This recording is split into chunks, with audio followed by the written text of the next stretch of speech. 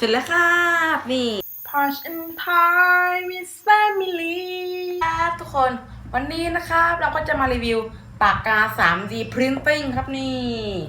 ก็คือเจ้าปากกานี่นะครับก็คือเขาจะให้เราครับเอาสารพวกสายอย่างนี้ครับไปใส่ที่ปากกาแล้วพอถึงเวลาวาดออกมานะมันจะออกมาแบบเป็น 3D อย่างนี้เลยนะครับไปดูกันดีกว่าครับว่าในกล่องมีอะไรให้มันบ้างครับก็จะเป็นที่วางปากกาครับนี่อย่างนี้ครับแทนนี่นะครับก็จะเป็นสายที่เรียกว่าอะแดปเตอร์ครับนี่ไว้สำหรับตอนที่เราใช้ปากกาครับนี่แล้วก็จะมีเป็นคู่มือครับทั้งภาษาอังกฤษและภาษาจีนครับนี่โอเคก็หมดกล่องนะครับเดี๋ยวเราลองมาทดสอบปากกากันหน่อยดีกว่าครับนะคะก็ยังไม่เคยใช้ปากกาครับถ้างั้นแล้วก็เดี๋ยวเรามาดูใกล้ๆกันดีกว่าครับว่าเขาใช้กันยังไงนะครับตรงนี้นะครับก็จะเป็นปุ่มสำหรับไว้สำหรับจัดการเรื่อง PLA กับ ABS ครับนี่สลับไปมาครับส่วนสายของน้องพอนะคะก็จะเป็น PLA 1.75 มิลลิเมตรครับแล้วเวลาเราจะเก็บเข้ากล่องนะครับเราก็ต้องพักให้เขาหายร้อนนะครับเดี๋ยวน้องพอจะลองทำแตงโมนะครับเป็นรูปสามเหลี่ยมทำตามสีที่เขาให้มานะครับเพราะว่าบางสีครับเขาก็ให้มาไม่ครบครับโอเคทำกันเลยเดี๋ยวเราจะวาดโครงสร้างกันก่อนนะครับเพื่อความง่ายในการทำปากกา 3D นี่ครับนี่ประมาณนี้นะครับขนาดโอเคแล้วก็จะเป็นอย่างนี้ครับ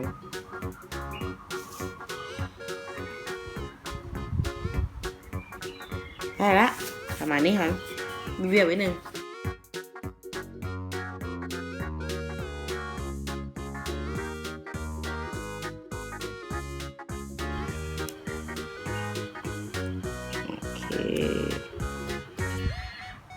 ประมาณนี้นะครับโครงที่เราทำกันได้แล้วก็เดี๋ยวจะเริ่มซ้ำขึ้นมาหน่อย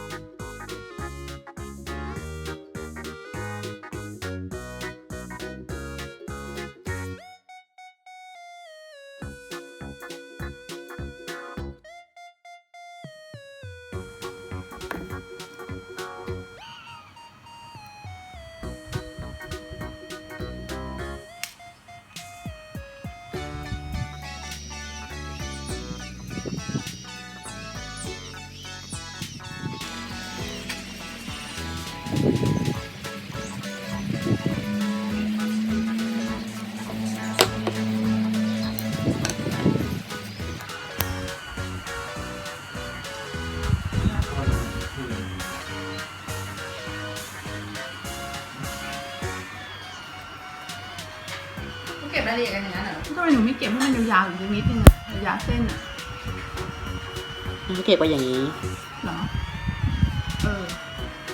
นั่นแหละประมาณนั้นแล้วถึงจะสวย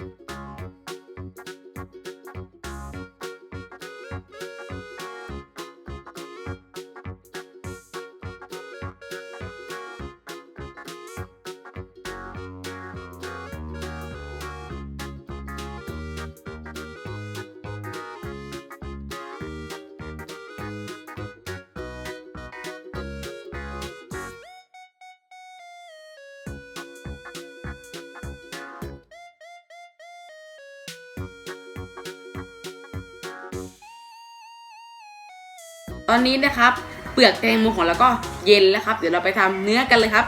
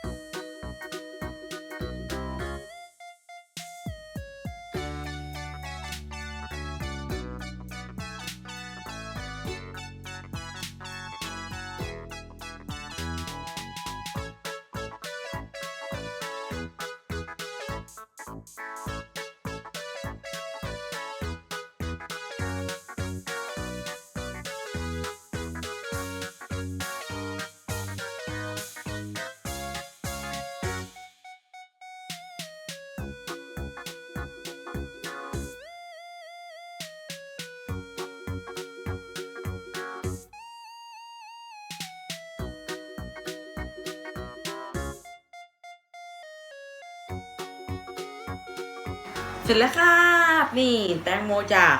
ปากกา 3D หรือว่า 3D Pen ครับนี่กินไหมใช้เวลาไป 2-3 ชั่วโมงนะครับเพราะว่ามันต้องปานีตมากๆเลยครับก็จบไปแล้วนะครับกับปากกา 3D Pen สำหรับคลิปนี้ลาไปก่อนนะครับบ๊ายบายกด subscribe กดกระดิ่งกดแชร์ด้วยนะ Posh and Thai with family ถ้าเพื่อนๆคนไหนชอบแล้วก็อย่าลืมกด subscribe และกดกระดิ่งนะคะ